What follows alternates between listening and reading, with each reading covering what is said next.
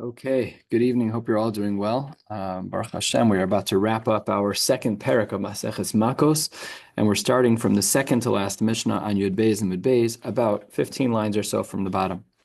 Let's say that there was a Rotzeach B'Shogeg, our guy who's been Ruvain. So our Rotzeach B'Shogeg is in the Ir Miklat, and then Harag Ba'osa Ha'ir. His habits are becoming a little bit worthy of interviewing, of investigating, I should say. Gola mishchuna l'shchuna. Within Galus, there's enough Galus. You have to move. Yeah, seriously. So he now has to go from, let's just use our example. So he has to go from West Rogers Park to Lincolnwood. Okay, it's all Chicago city limits, got it, but you got to move now. Uben Levi, remember that the Arei Miklat were places where Levium typically lived anyways. What if there was a Ben Levi and he kills Gola mi'ir le'ir? He also has to go from one Ir Miklat to another. That's the end of the Mishnah. What are the Marit Mekomos here? Says the Gemara, Tahar Rabbanon. The pasuk says, "V'samti l'cha makom, v'samti l'cha bechayecha." This is talking about in your lifetime, referring to Moshe. Moshe, your job is to designate in your lifetime the Arei Miklat. And what does makom mean? Mi mekomcha, from the Machane Levia, from where you live, from the Machane Levia.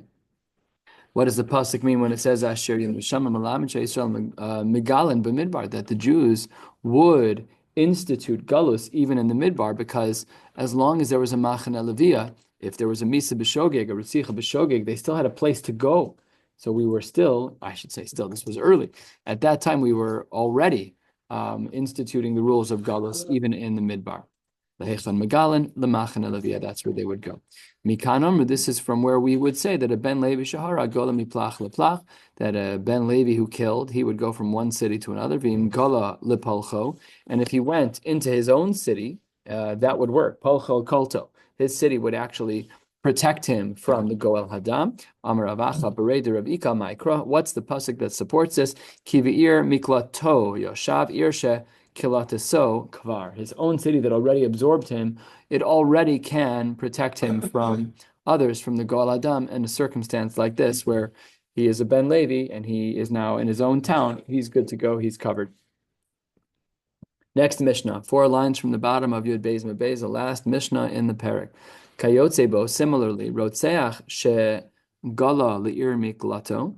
Let's say that there was a Rotzeach and he went to his Ir Miklat.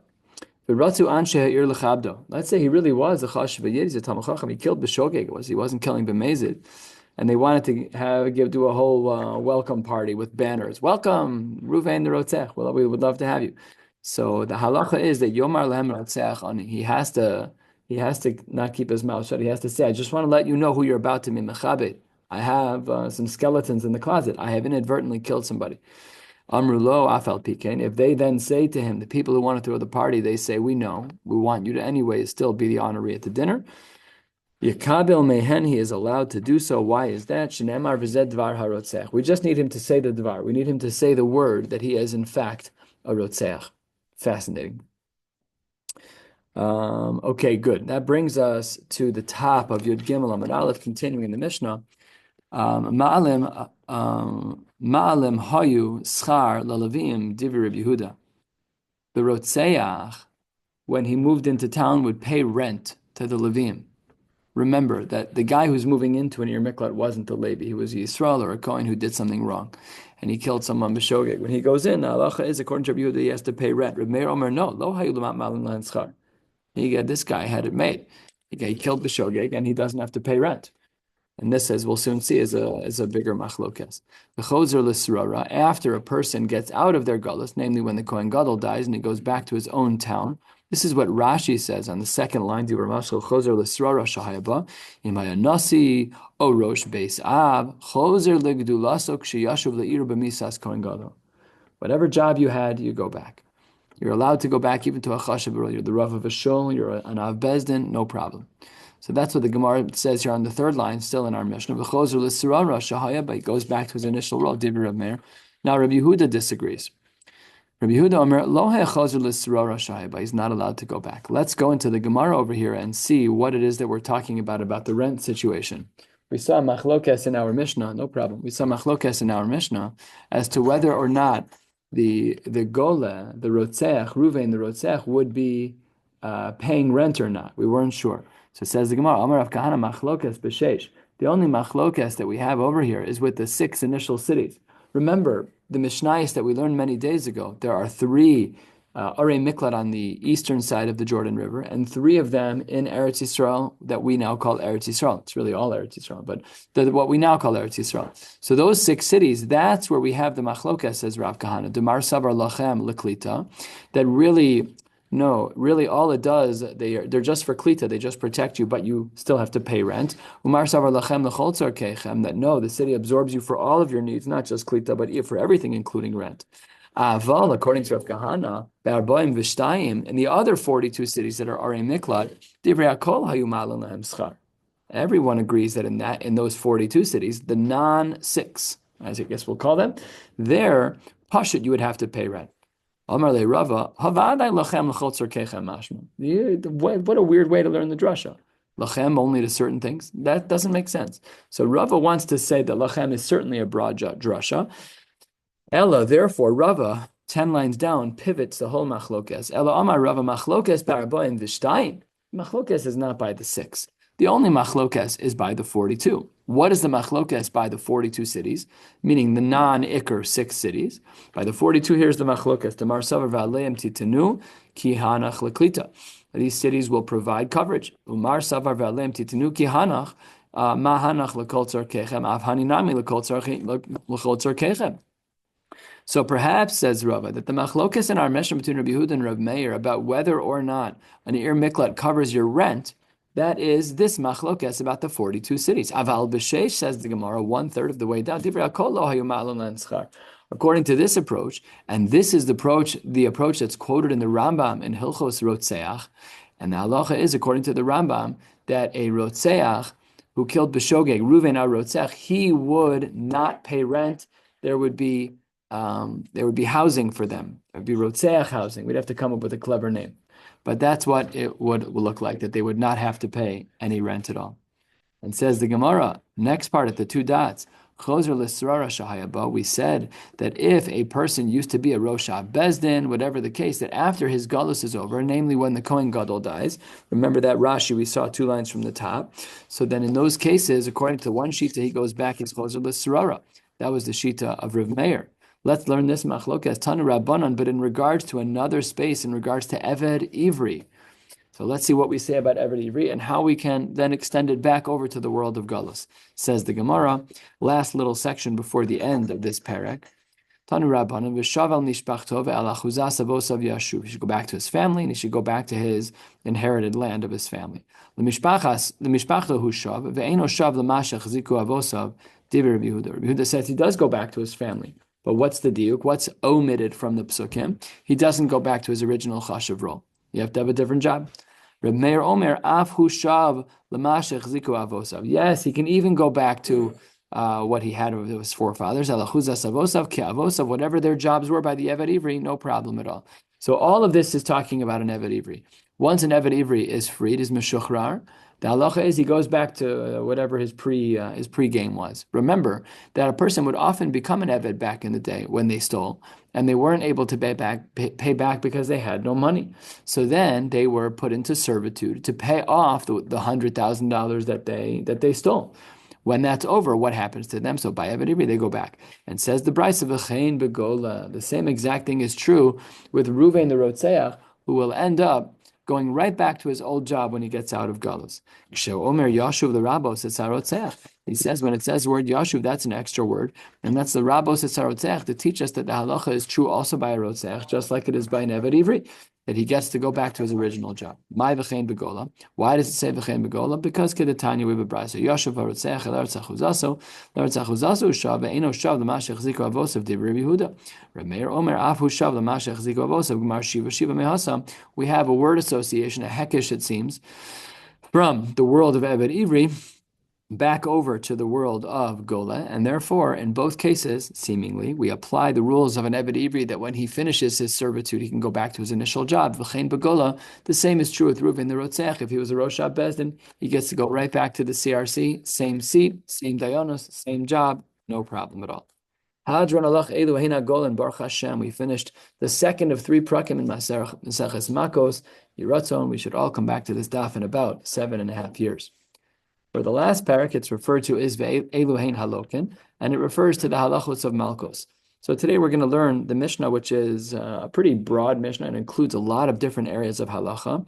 And then, as we open our Gemara, we're going to have one big fat machlokas tanoim, and that will actually bring us almost to the end of the day. It'll bring us to the end of the day, but not to the end of the sugya. So let's get started. Ve'elu hein halokin. The following are the people who have to get malkos. Now, Rashi here interjects with a very important ha'ara. Rashi says at the open of the parak, Dibur hamaschel elu hein halokin, elu lav dafka, the ton of a shiur, lokan tuva. This list is not exhaustive. There are plenty of other things that are not included here. This is being done for categorical reasons, the way that it's soon to be structured, we'll see. But don't assume that something that's omitted from this list means that there are no malkos in that case. That's not correct. So let's see what the Mishnah opens with. Haba al achoso. If a person cohabits with his sister, he gets malkos. V'al achos aviv. With his father's sister, he gets malkos. Ve'al achos imo, with his mother's sister, malkos. Ve'al achos ishto, his wife's sister. Ve'al eshes achiv, with his brother's wife. Ve'al eshes achi aviv, with his father's brother's wife. Ve'al hanida. And if a man were to cohabit with a nida, he would also get malkos. All of this is in the Tashmish Hamita category.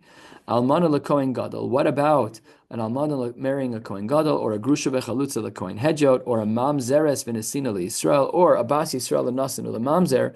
In all of these cases, you're going to be chayev malkos. Continues the Gemara with a little bit of a lamdus, the Mishnah, I should say. The Mishnah says 10 lines from the bottom. Almana ugrusha. If a woman has a double status, first husband died, second husband divorced her. She has a double black stain, says the Gemara. Chayav mishum shnei shemos. You're chayav double malkos if you marry that woman, if you cohabit with her, because she's holding on to shnei shemos. Is the coin headed also? Because she was an almana, which was fine. We're only talking about a hedyot because of the structure of the halachos. It's almana ugrush. The opposite. No, it's a kohen gadol. You must be right. I think you're correct. Rashi has to say that. No. No. In other words, she was an almana. Mishum shtei azharos. Does she keep that status forever, or does she just? I mean, if she gets divorced, she becomes a grusha. It doesn't matter that she was an almana already. She keeps both. That's our case here. Nobody says it, but you have to be. Oh. Yeah, I mean, Rashi says it. Rashi says. Oh, no. He's asking a different question. That's what Rashi says. Shenis alma mi'ish echad, v'nis agarsha mi'ish acher. She holds on to both statuses. Right, but a regular coin can marry an almana.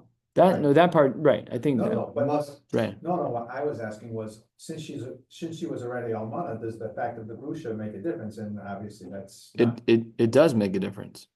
That's why the Mishnah says shnei shemos. I'm saying that, like, I was thinking maybe, once an almana, that's it. That's, if she hadn't gotten remarried. That's true. She's always an almana. Now if she gets married, then she's an almana and a grusha. That's what the Mishnah says. If she's an almana and a grusha, she gets a double punishment. Both statuses are true. He gets it. No, the kohen gadol does. The kohen, not her. The kohen does, yeah. But that means he's the third husband. Right. So that means that even though they married, she still has a din of an almana, by definition.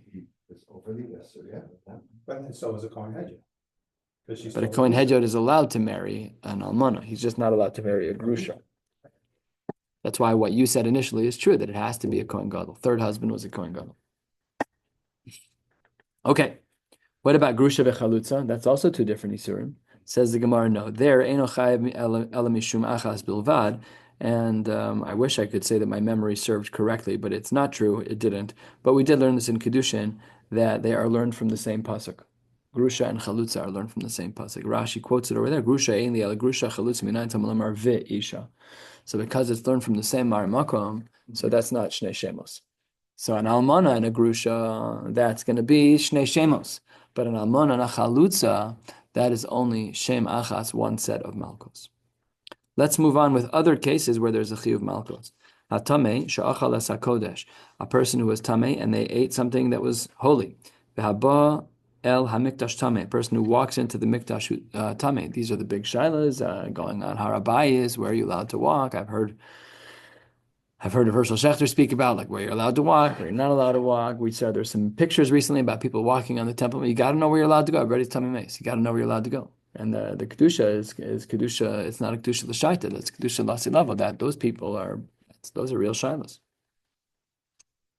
V'ochel chelev v'dam, a person who eats the fats of an animal that they're not allowed to eat. If a person eats dam that they're not supposed to drink, v'nosar, food that's left over, v'pigul, food that was shechted with the wrong kavana, v'tameh, if a person eats a tameh, v'hashochet u'ma'ale b'chutz, if there's a shchita that is then brought outside, v'ochel chametz b'pesach, anyone who eats chametz on Pesach, v'ochel v'osem malacha b'yom kippurim, if anybody eats or does malacha on Yom Kippur, anyone who takes all of the ingredients and they make the shemen hamishcha, that also is chayv malkos.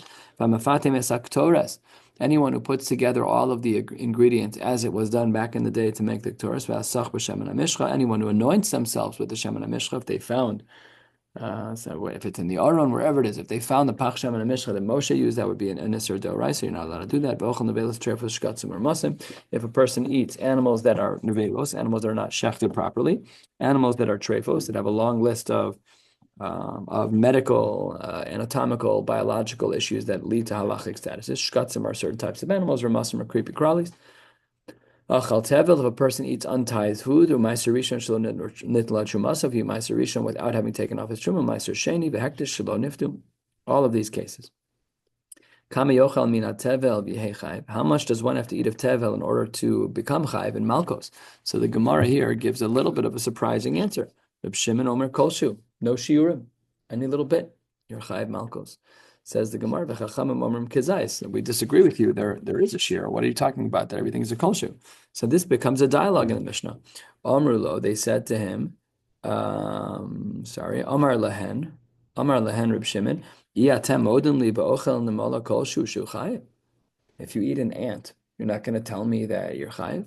Pashut, that you're chayiv. So that's why I'm telling you it's not a kazayas, because no ant is the size of a kazayas. Even the biggest ant in the world is not the size of a kazayas. So therefore, I'm right. They push back and they say, Amrullah mipnei shu kibir yaso, because it's a beria, as we refer to in halacha. A beria is something that's less than a shiur, but it is a full and complete item. So if a person were to eat a bee whole, eat a mosquito whole, eat an ant whole, eat anything whole, so the halacha is that that's a beria bifnei atzmo, and that has the status of something that is like the requisite shiur, and it's an isser deoraisa. So that's the thrust of his argument, is that it's usher. You're not allowed to eat an ant. You're also not allowed to eat anything else that's small. So Amar Len, they said back, Amrulo, they said mibnei shu kibriyasa, because it's made that way. Amar Len, he says, Afchi tachas kibriyasa. One stalk of wheat is also made that way. So if you eat one stalk of wheat, then l'chora he would hold that you're usher by tevel, which is why he said even a kolshu. Okay, so one of the undercurrents of our Mishnah over here is that there are other things going on. In the cases of our Mishnah, there are a lot of cases of kares. Many of the cases of the women in the first case are cases of kares. What? And cases of misa too. You took the words out of my mouth. So it seems to be, says the Gemara, chayve krisus katani. We have cases of chayve krisus in our Mishnah. That is referring to the cases in our Mishnah of the women. And yeah. And then when it comes to chayve misos, so there the Gemara says, not like you were saying text, says chayve misos bezdin loktani. Chayv misos bezdin, the arba misos. We're not talking about kares. We're talking about things that are punishable by capital punishment. Skilas reifa hereg chenek. Those are not listed here. People are chayv misa for some of the things that they're doing, but they're not chayv misa bidei bezdin. And what that therefore shows is that there are malkos for things that have kares, but there are no malkos for things that have misos bezdin. That's how the Mishnah plays out, right? The Mishnah only speaks about chiyuvei kares. It does not speak about misos bezdin. So if the Mishnah is labeled as ve'eluhein halokin, and then it only includes cases that are chayiv kares, that leaves us with this implication as the Gemara opens that chayiv krisos ktani, and there's malkos with chayiv krisos. Those two can pair together well. However, chayiv misos bezdin lo ktani, and therefore there are no malkos with chayiv misos bezdin. So says Are these Malchus, kosher? I mean, they work as a kapara? I don't know how to answer that question. I'm sure there are kapara, but I don't know why are you using the word kofar? I mean, I said it wrong, I'm saying, Oh. is that kapara? The same. It's an onesh. It's an onesh. It's an onesh, but Yeah. is it mechaper so that the kares isn't there anymore? No. Well, actually, let's see in the Gemara, because that may not be so simple. Um, yeah, let's see in the Gemara, because that might come up. And when the Gemara calls out this diuk and says that it seems that the cases in our Mishnah are only chayve krisus and not chayve misos bezdin, and therefore our Mishnah is only talking about malkos being coupled with kares, but there are no malkos with chayve misos bezdin, must nisan money. Who holds like that? So says the Gemara, don't worry, Rabbi Akiva he. And this brisa that we're about to learn is excellent, it's awesome, and it would take us a good while to fully unpack their reasons. We're going to unpack it a little bit in the Gemara, and then we're really going to stop mid-sugya because it's just a good breaking point for us. And says the Gemara as follows, Titania, excuse me. Echad chayve krisus echad chayve misos bezdin. Whether or not you're chayv krisus or chayv misos bezdin, turning to the top of Yud Gimel Amud Beis, Yeshnan Bechlal Malkos Arbaim Divrei Rabbi Shmuel. Our mission is for sure not Rabbi Shmuel. Rabbi Shmuel says that whether or not what you do is with a chiyuv kares or with a chiyuv misas bezdin, there still is an opportunity for you to get Malkos. Who is the author of our Mishnah? Yud Gimel Amud Beis on the second line. Rabbi Kiva Omer Chayve Krisus Yeshnan Bechlal Malkos Arbaim. And this goes to your point, text. Shim Asu Tshuva Bezdin Shalmala Mochlan Lo. That if a person does tshuva, they don't get the kares and they do get the malkos. However, says Rabbi Akiva, if a person is chayv misos bezdin, einan bichlal malkos, that's already going to become lebe de rabamine. And why don't we say let's do tshuva over here? Because sheim asu tshuva ein bezdin shalmata mochlan lahem.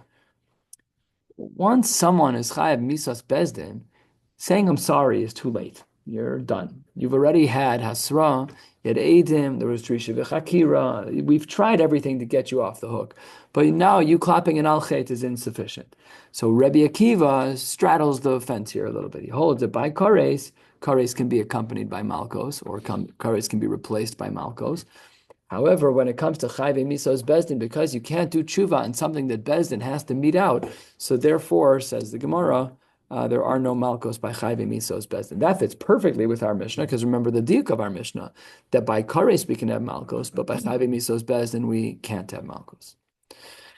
And the third sheet in this brisa is Rav Yitzchak. Rav Yitzchak Omer chayve krisus bichlal hayu, they were general, v'lama yatzas kares be'achoso, laduno bekares velo bemalkos. He says the opposite. He says the opposite of everybody.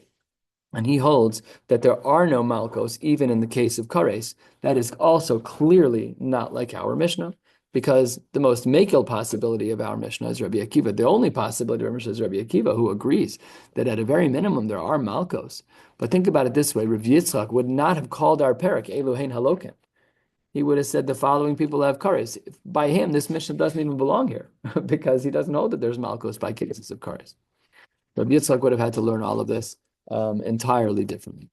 So now let's start to pick apart their shittas. My time at the Rabbi Shmuel. Why is it that Rabbi Shmuel holds that whether or not there's kares or chayve misos bezdin, that there is still a possibility for malkos? Dichsi, the Gemara says 8, 9, 10 lines down. Imlosi shmor la'asos as kol divrei Torah zos. If you don't keep all of the Torah.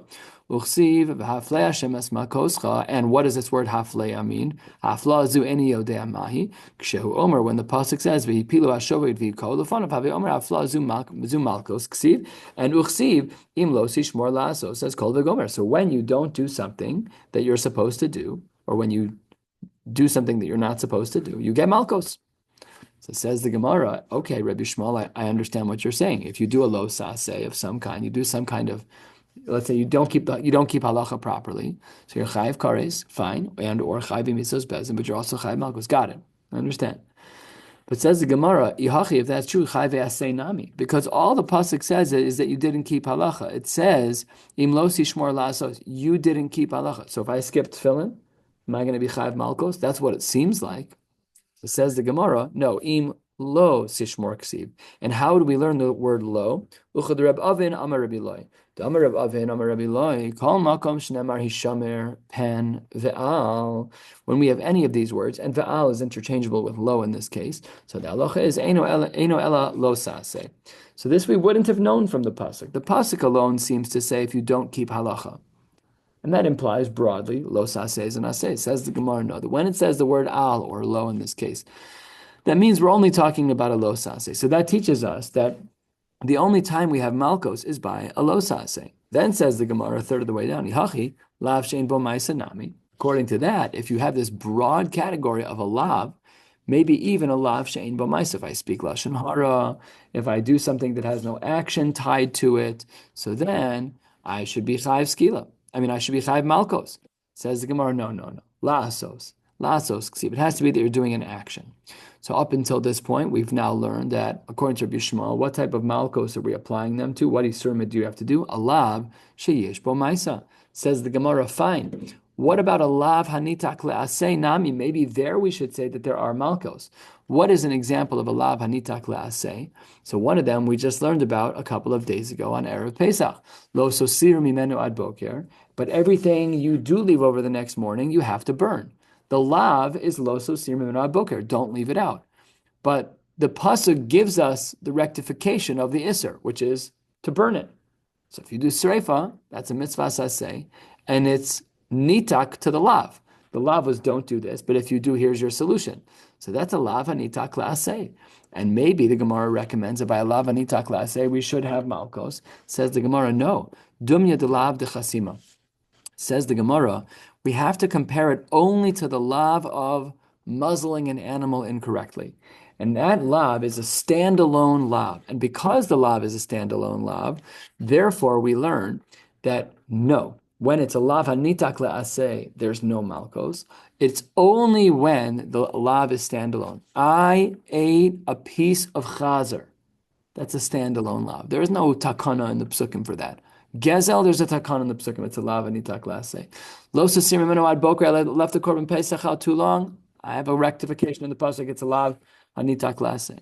So that is all the shita of Rabbi Shmuel, and hashta da asis lachi kulu nami dumya de lav de chasima. Since we are learning from the chasima, we're going to apply the rule out, functioning somewhat like a binyanav, that any time we have malkos, it will only apply with a classical standalone lav, not a lav shein bo ma'isa, and not a lav hanitak le'aseh, only a regular boring lav. I went over to someone and I punched them in the face. Done. I did that. That's an isser d'oraisa of if you're bruising them, whatever the details are. Let's just assume it. I ate a pork. I ate a nevela. I ate a treifa. You're chayiv malkos. Some Pesach, right? That's carbs. Yeah. Right. You'd be chayiv malkos there too. Rabbi Shmuel holds that you're chayiv malkos whether it's kares or whether it's chayiv mitzvos pesach.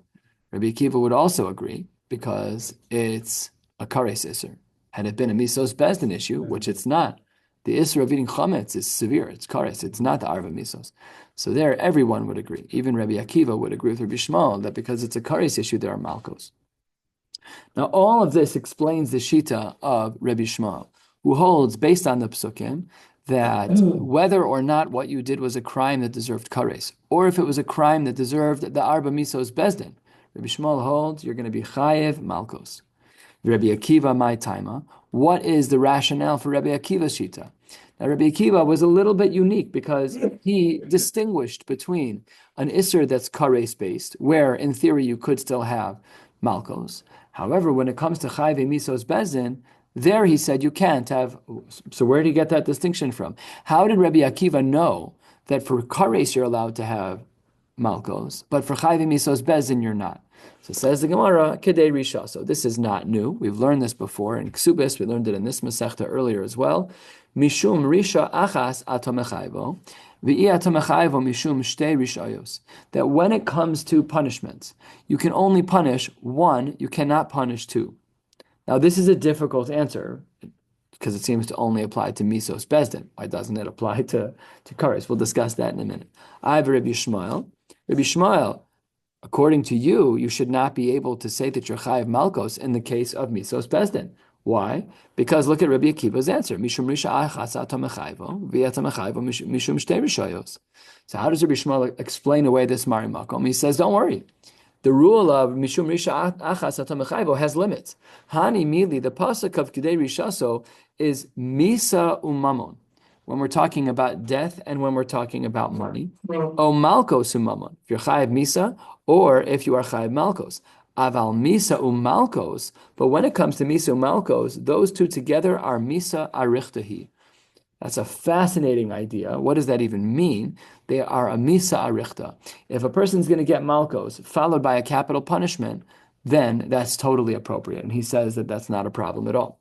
Because the rule of mishum risha achatz atam mechayvo v'yata mechayvo shtei rishayos applies to other cases, which is misa and mamon and malkos and mamon. But misa and malkos, he says that's misa arichta. Ayul Rabbi Akiva, if Rabbi Shmuel's taich on Kedei Rishaso is true, then why by Chayve Krisos did you say Chayve Malkos? It should be Chayve Krisos Nami. Maybe you should say that there's also Malkos. Maybe you should also say that there aren't Malkos by Kares, because according to Rabbi Akiva, he says Kedei Rishaso Mishum Risha Achas Atamachayvo V'Atamachayv Mishum Shtei Rishaso. Okay, but then by Kares, then you should say there's no Malkos. My Amras, what do you want to say? Shema Asu Tshuva. We said earlier in the Mishnah, maybe you did tshuva. Okay, but hashta miyas lalabde. But right now you didn't do tshuva, so you should still be chayv malkos according to Rabbi Akiva. So says the Gemara. How do we explain Rabbi Akiva? The Gemara says, Amar Rabbi Abo befeirush ribsa Torah chayve krisus lamalkos. According to Rabbi Akiva, based on the lens of Rabbi Abo, the fact that there are malkos in the camp of chayve krisus is a din in the Gemara. It's a din in Chumash. The Gemara le'enei mi le'einecha. Let's get the two psukim. One pasuk is a person who cohabits with a sister, and the pasuk says v'nichresu le'enei b'nei amam. So it's kares, and the language is le'enei. What's the next pasuk of le'einecha?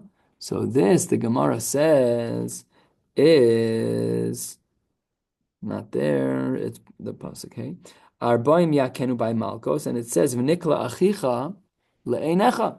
So the Gemara says, we see a pasuk that says le'enei talking about kares by cohabiting with a sister. We see the pasuk of le'enecha by the pasuk of malkos. That's what the Gemara says. The Gemara le'enei mi le'enecha. So Rabbi Akiva says, again, through the words of Rabbi Abo, that pashut, that these two things are connected. So Rabbi Akiva has to be right. So maskif Rav Abba bar Mamel, ihachi, chayvi misos bezdin nami. I could make a very similar gzeira shava, connecting the world of Misa to the world of Malkos. How so? Because Nigmarim, we can learn out mi einei. And this pasuk is v'haya im me einei ha'idan ne'esesa lishkaga v'chulei. There we're talking about Misos Bezdin, and it says me einei. So why don't we say me einei mi le'einecha? You brought me a pasuk of le'enei in the world of kares over to the world le'enecha in the world of malkos, and you said therefore malkos apply by kares. So fine, and the Torah is very robust. We have a pasuk that says me'enei. Says the Gemara, I don't like the me'enei. Danin le'enei mi le'enecha. Ve'ein danin me'enei mi le'enecha. The mem is throwing me off. Says the Gemara, the mem is throwing you off. Umay nafkamine. Who cares? After all, famous in Shas. V'atana de Rabbi Shmuel v'shava koin uva koin. Zohi shiva v'zohi bia. We have different words that are used, Pasha, to make a gzeira shava. You're worried about the letter mem? The root word is still einei. What is your problem? Why would you not accept the mem? The Odin, furthermore, even if you want to argue that the mem isn't good, fine, make a double gzeira shava. Ligmor me'enei mi le'enei. Connect those two words. That's fine. And then the hagamor le'enei mi le'enecha. And then you can learn a second layer. And says the Gemara, Kibla minei Reb Shmuel bar Reb Yitzchak. He accepted the pushback. So this answer is no longer valid. And we're back to our drawing board, which is how do we understand the Shita of Rabbi Akiva? How could Rabbi Akiva say that there are Malkos by Krisus, by Kares cases, like our Mishnah, but that there aren't cases of Malkos by Misos Bezdin? So what the Gemara does is it teaches Kedei Rishaso in a sharper way. And we're going to stop with this answer in the next two lines, and then we'll pause at Rabbah. The Gemara says, Kedei Rishaso, Mishum Risha Achas Atom Mechayvo, Via Atom Mechayvo Mishum Shtei Rishios, but where? Berisha Hamasura Lebezdin Hakasim Medaber. When do we say Rabbi Akiva's line that we can't have a punishment for shtei rishuyos? That's only when the punishment is one that's being meted out by Bezdin. That's when we say shtei rishuyos iyata mechayvo. However, if the onesh is not a Bezdin punishment, it's a capital punishment, but rather it's a chiyuv kares, there we don't apply the rule of kedei rishaso. And therefore, the way the chips fall, according to Rabbi Akiva, is that our Mishnah is kaftor v'ferach. Our Mishnah says that chayve krisus have malkos and chayve misos bezdin don't. How do we explain that? So the Gemara says right over here, toward the bottom of Yud Gimel Amud Beis, where we're closing out today, 2 lines before the wide lines, that kedei rishaso only applies in a case where the punishment that was meted out was a bezdin punishment. And therefore, because when it's capital punishment, it's misos bezdin, only rishachas atamachayvo, therefore only the misa, out goes the malkos. But by krisus, we don't have that, and therefore Rabbi Akiva works out absolutely perfectly. We're going to stop at the end of the first of the long lines on Yud Gimel Amud Beis with the word Rava. And Mirza Hashem will pick up tomorrow night. I'm pretty sure I'm giving shiur tomorrow night. If not, I'll let you know. Wishing you all a beautiful night.